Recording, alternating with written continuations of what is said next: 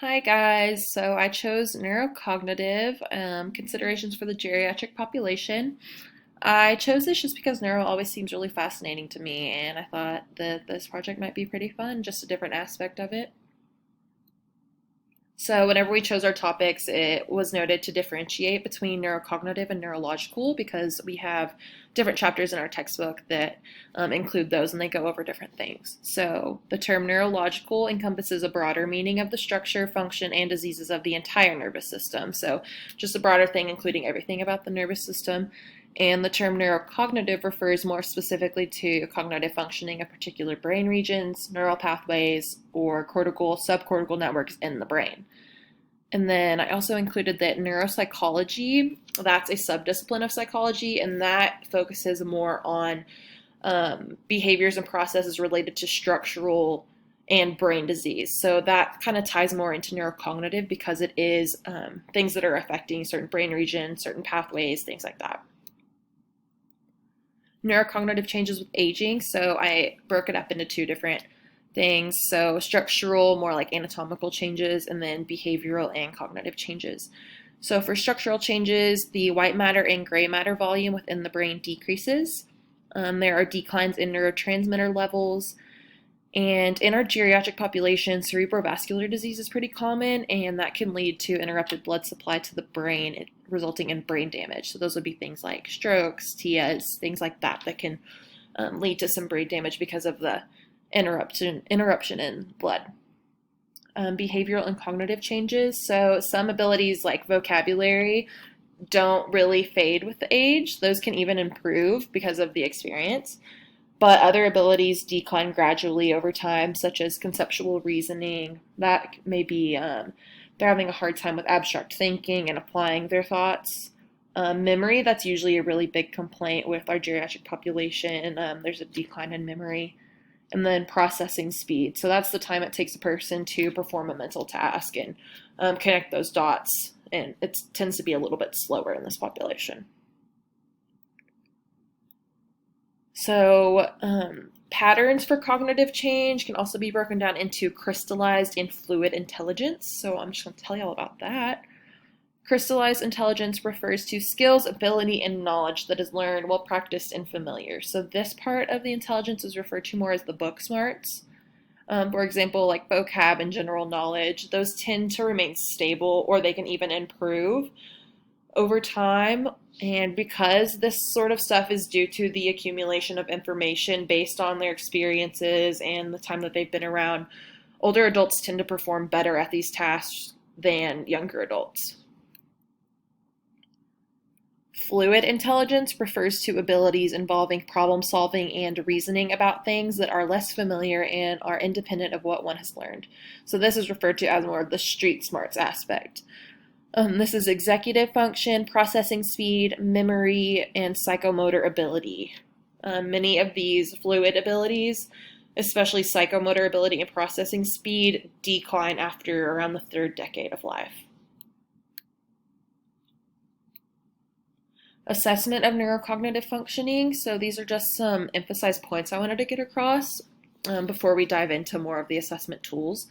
So whenever there's a change in a geriatric patient's cognitive status, or anybody's at that, it's essential to do a comprehensive cognitive assessment to identify any reversible conditions that may be the cause of an individual's symptoms. So we could have something such as in the older adults, UTIs can come and lead to some confusion, some neuro changes, and we want to make sure that that's ruled out versus another neurocognitive functioning mishap. So we want to just identify those.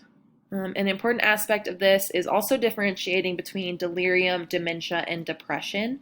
So I have a slide on these things. The next slide, I have a table on there that talks about the differences between these because these symptoms can often overlap and kind of seem the same. So we want to make sure that we're really assessing that, really breaking it down and making sure that we are differentiating between those things and not getting them confused.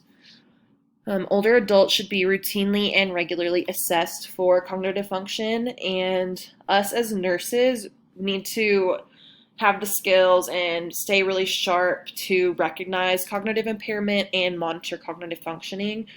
We don't want to just let it go and brush it off because we think that they're aged and it's just a normal part of it. We want to make sure that it is within their baseline or it's something that we are treating appropriately. We want to make sure that we have a proper assessment and really stay on top of that. Assessing cognitive function can be challenging because of, like I said, several overlapping symptoms like dementia, depression, delirium. Those symptoms can really overlap and start to get confusing if you don't break them down. Atypical presentation of illnesses in older people. So the older population may experience different symptoms with different health issues versus people of our age, like 20s, 30s, like younger adults. They may present differently. And the belief on part of healthcare professionals, as well as older people, that alterations in cognitive functioning are part of the normal aspects of aging. We don't want to just assume that these are normal things for them. We want to make sure that we're assessing them no matter their age. It is extremely important to obtain a patient's baseline. We want to have their baseline so that we can compare anything that's happening now to maybe one that we had before, or if there's something, if they came in acting this way and maybe they recover and now this is now their norm. So we want to make sure that we have some sort of baseline to be able to compare their differences. And like I said, do not assume that the person's current mental status represents his or her usual state because of their age alone. This is the chart I was referring to for delirium, depression, and dementia. So this just lists some different characteristics of those, and you could stop this and learn those if you wanted to. And here's just some tools that I found. You could use different ones, but I just included these. The mini mental state exam, that is considered a general test of cognitive status. This helps identify mental status impairment. So it's just like a brief standardized method. It can really help you with a baseline, just a general baseline for your patient. You could do a Glasgow Coma scale. So this could include things like responsiveness, things like that. A motor sensory assessment. So I know we all have done like our assessment checkoffs, and we had to learn all the cranial nerves and what they do and how our body responds to the functioning of those. So you could test those, and if you have any concerns about cranial nerves, you'll know how to do that. You could also do a PQRST pain assessment. So pain can also have an effect on neuro significantly. So we want to make sure that we're assessing their pain. We know their pain level, and we know that that's either is or isn't a factor in their neurocognitive functioning when we see them. Assessment of a person following a stroke or a TIA. So general assessment of that would be vital signs, some focused assessments. And the neurological would be things including level of arousal, orientation, attention, speech, strength, coordination. And then if their gait, if they are able like to get around, get up, if they're mobile, you could test their gait, assess that. And then examples I've used like of UTIs and nutrition and things like that, you could do a urinalysis to rule that out. You could do some blood work, see if there's anything going on there, if there's some abnormal values there. Or you could even do find their nutritional values and see if they have been adequately nourished. If any of those are off, that can also lead to some significant changes in their neurofunctioning.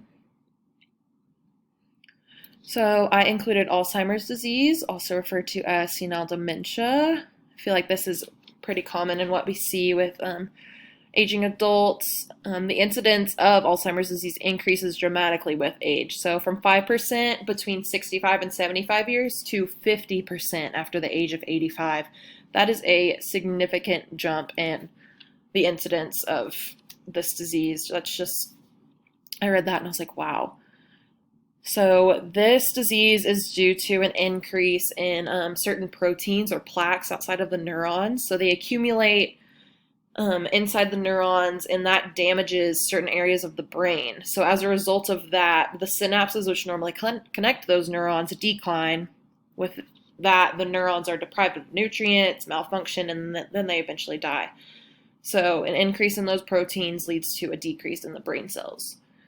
The initial damage is to part of the brain where memories are stored. So like with my personal experience with Alzheimer's, my Dad's dad, so my grandfather had Alzheimer's disease, and one of the first things that we had noticed was his memory. He's usually very sharp, very on things, and then he just started kind of forgetting where things were and how things worked, and his mood was changing, and he couldn't really judge things very well and couldn't very speak very well. So that little picture there kind of sums it all up for you. Also included Parkinson's disease because it is the second most common neurodegenerative disease after Alzheimer's. So Parkinson's is a slowly progressing movement disorder, which is a result of destruction of the cells in the brain that produce the neurotransmitter dopamine. So earlier I said that there were some structural changes to neurotransmitters, so this would be one of them. And the exact cause of Parkinson's is unknown. I've read some things that say that it could be due to viruses or things like that, but in general, it is unknown. We've also learned the Parkinson's triad, so like muscular rigidity, bradykinesia, tremors, things like that are some major signs of Parkinson's. But these symptoms also can vary from person to person. The intensity can vary from person to person, so you want to make sure you're assessing them, treating them appropriately based on the intensity of their symptoms. You want to really personalize their care based on that. Parkinson's disease and Alzheimer's disease are neurodegenerative in nature, and a cure is not currently known or possible. A few education points that I really felt should be emphasized were you want to educate the patient and or their family on maintaining adequate nutrition. So we want to promote fluid and electrolyte balance. We want to make sure that we're on top of that. That's something that can be really simple to incorporate and stay on top of in somebody's care. So we just want to make sure that's not something that's affecting them.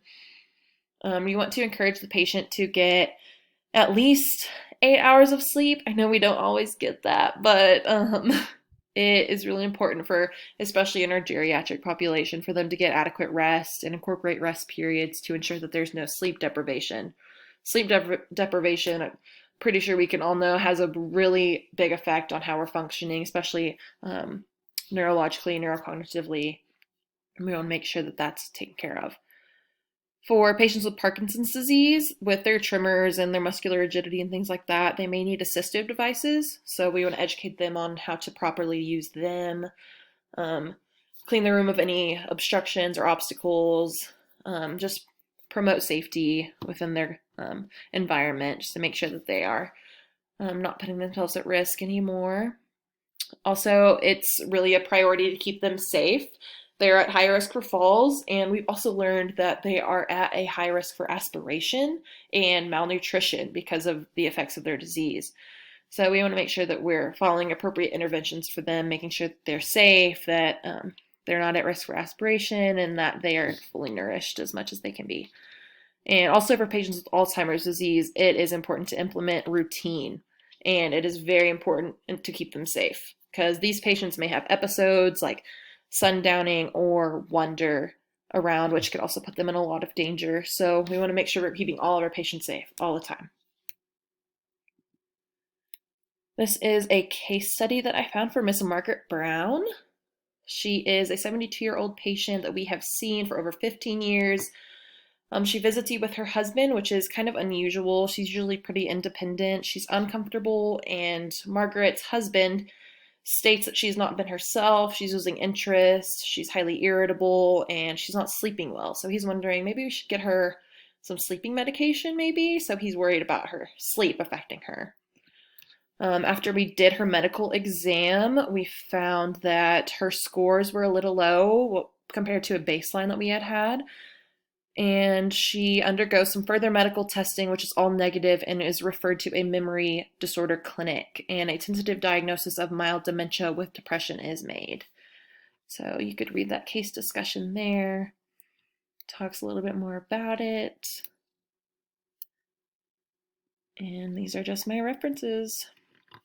All right, thanks guys. Thanks for listening.